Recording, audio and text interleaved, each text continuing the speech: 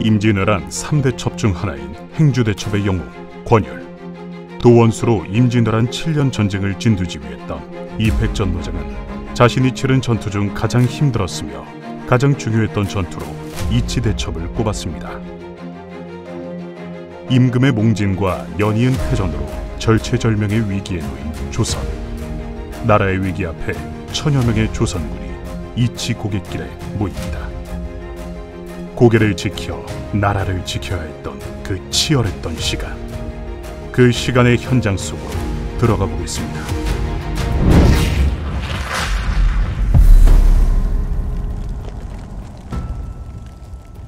전라도에서 결성된 1차 근왕군이 어이없이 해체되고 전라순찰사 이광은 서둘러 2차 근왕군을 준비토록 합니다. 겁먹지 마라! 삼도의 근왕병들이 모두 모였다!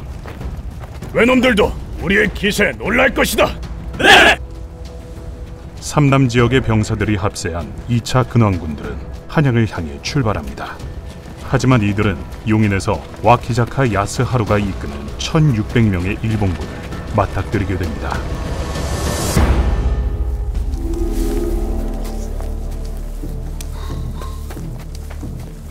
용인에 도착한 조선군은 오전 5시부터 11시까지 수색에 들어갔지만 일본군이 보이지 않아 긴장을 놓았고 이 틈을 노려 매복한 일본군이 기습을 감행합니다.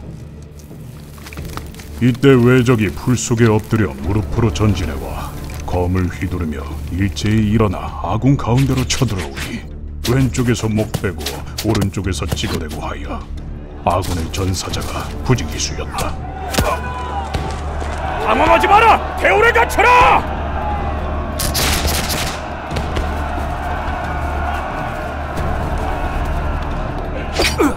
바로 조선군에게 뼈아픈 패배를 안겨준 용인전투의 시작입니다.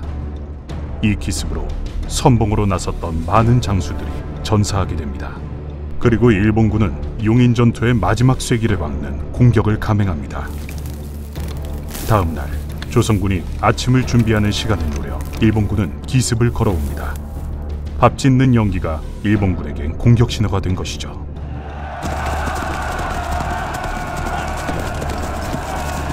일본군 기병 수십이 조선군 진영을 공격하였고 이 공격을 시작으로 삼도 근왕군 10만 군사가 무너지게 됩니다.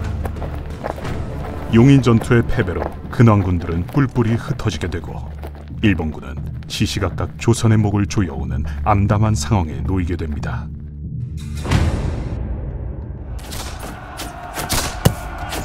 일본군은 무주를 지나 금산을 공격합니다.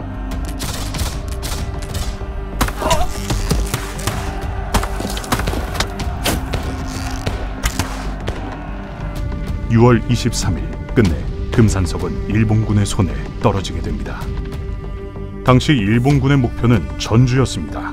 금산과 무주에서 전주로 가는 길은 2개가 있었는데 하나는 진안에서 전주로 넘어가는 웅치 고갯길입니다. 1592년 7월 7일 웅치 고갯길로 고바야카와 다카카게의 부관인 앙코쿠치 에케이 부대가 진격합니다. 일본군은 웅치를 넘어서 전주부성 앞까지 들어갔지만 힘이 다한 일본군은 말머리를 돌릴 수밖에 없었습니다. 조선의 입장으론 한숨 돌린 듯 보였지만 아직 전주로 가는 길은 하나 더 남았습니다. 진산에서 전주로 넘어가는 이치 고갯길이 그곳입니다. 왜적이 이치 고갯길을 향했다고? 네. 그 수를 보았느냐? 1만은 좋게 넘어 보였습니다. 1만? 본영은 보았느냐? 본진으로 추정되는 곳에 검은색 태극문양 3개가 소용돌이 치는 것 같은 깃발들이 보였습니다. 소조 청윤경의 문장이다. 지금 동원할 수 있는 군대를 점거하라. 이치가 위험하다. 네.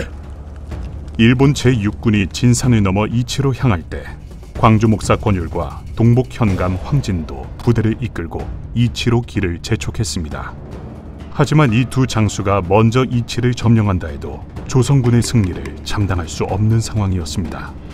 이때 조선군의 숫자는 겨우 1000여 명 남짓에 불과했습니다. 10대 1의 절망적인 상황이 조선군을 기다리고 있었습니다. 이 수적인 열세를 극복할 수 있는 유일한 희망은 이치 그 자체였습니다.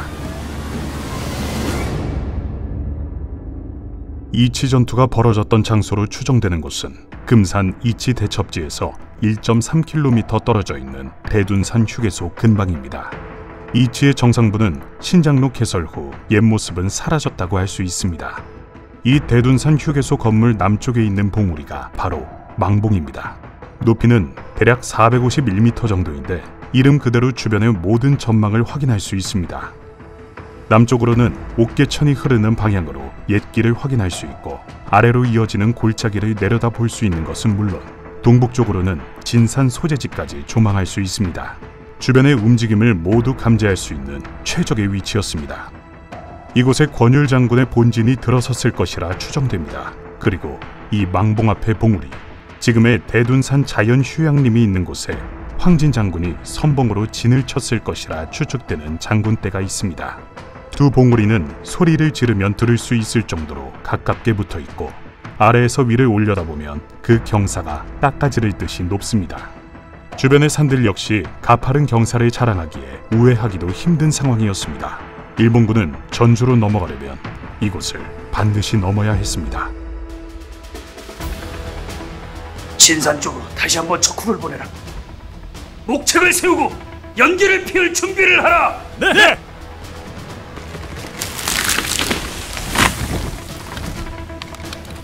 목책만을 믿지 마라. 녹각을 최대한 빽빽하게 세워라.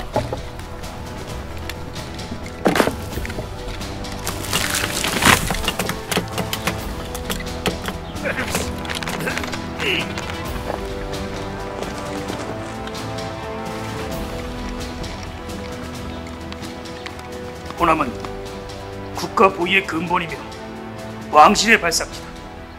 우린 지금 이곳 호남을 지키기 위해 모였다. 두려울 것이다. 무서울 것이다. 허나 이곳 이치는 한 명이 능히 100명을 상대할 수 있는 곳이다. 죽음으로 이곳을 지키자! 수적으로 거의 10대 1. 조선군의 병력수는 열세였기에 이치 고개의 지형적 유리함을 이용하여 곧이어 몰아칠 일본군의 공세에 대비합니다. 수세적일 수밖에 없는 상황이었습니다. 그렇다고 방어만 준비한 건 아닙니다. 숙부님, 저도 여기서 싸우겠습니다.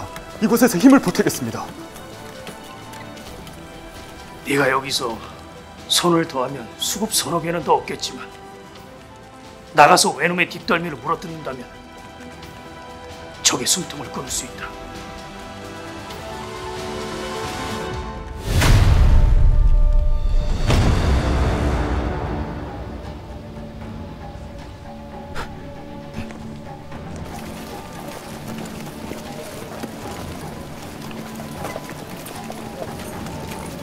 외놈들이 고갯길에 들어왔습니다. 모두 병장을 들라.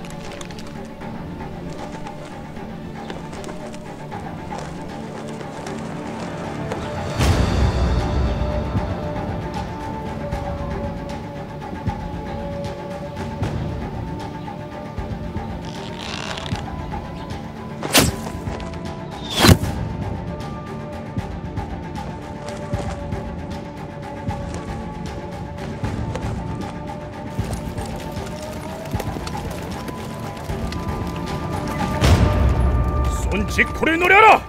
저놈들도 화약을 재려면 시간이 필요하다!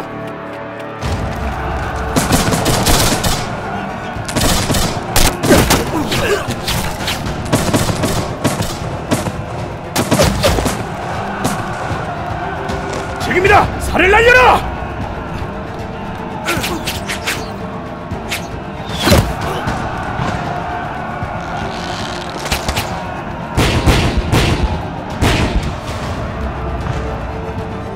돌격하라!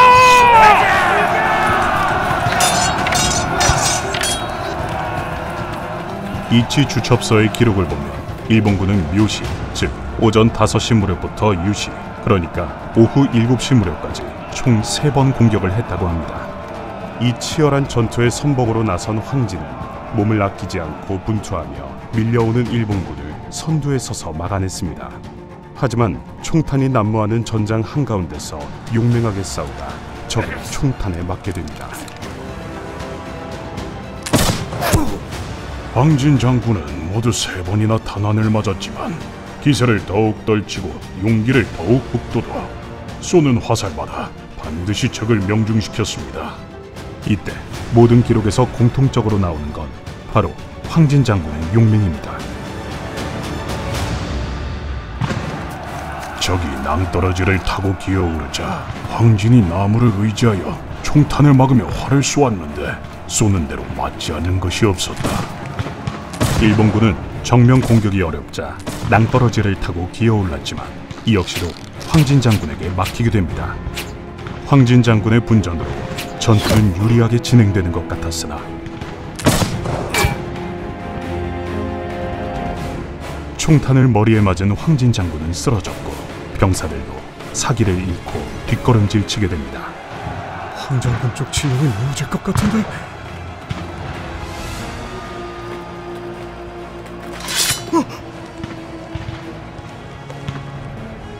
앞에는 외놈들의 총탄이, 뒤에는 내 칼이 있다. 어디로 갈 것이냐? 제조범 방지의 기록을 살펴보면 당시 권율은 칼을 빼어들고 병사들을 크게 호통쳤다고 합니다. 위기의 순간 군심을 다잡은 겁니다. 이에 병사들도 도망치지 않고 사생결단의 마음으로 전투에 임합니다.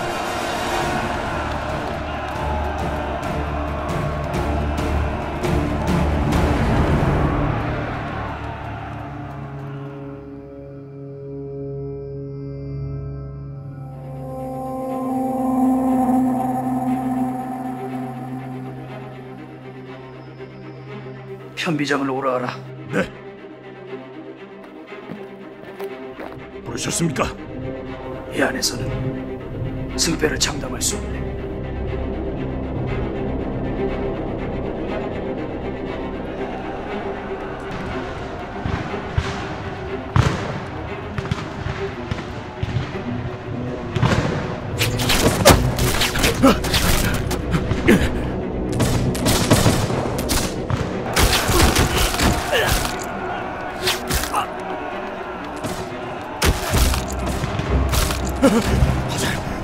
화살 가져와! 화살!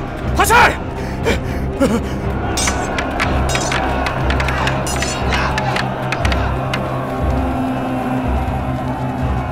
영광! 외놈들이 목책을 넘어섰습니다! 목책이 뚫렸다! 칼을 들어라!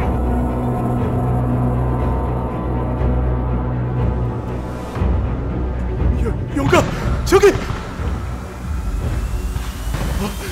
기병이다! 아군의 매복이다!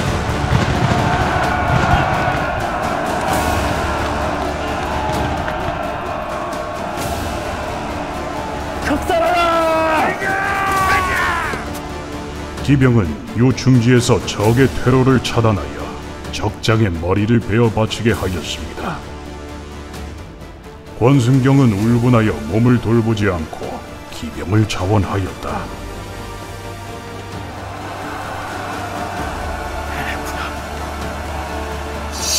저놈들의 진영이 무너졌다! 돌격하라! 가자!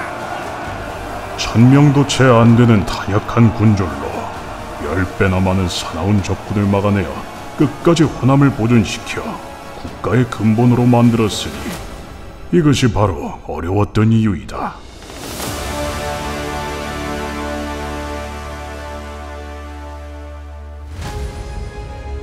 넓게 본다면 임진왜란 3대첩 중 한산대첩과 진주대첩은 일본이 호남으로 접근하는 걸 차단했던 전투라 할 수 있습니다.